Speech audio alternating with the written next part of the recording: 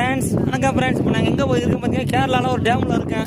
இங்கிட்டு காடு, இங்கிட்டு ரோடு, இங்கிட்டு பார்த்தீங்கன்னா தண்ணி. இதான் டேமு. எல்லா மலையும் இருந்து நடுவில் தண்ணி தைக்கிறாங்க. டேம் இருக்குது பார்த்தீங்களா. எங்கிட்டும் பார்த்தீங்கன்னா ரோடு. ஆனால் இந்த டேமில் பார்த்தீங்கன்னா லவ்வர்ஸ் தான் அதிகமாக இருக்காங்க.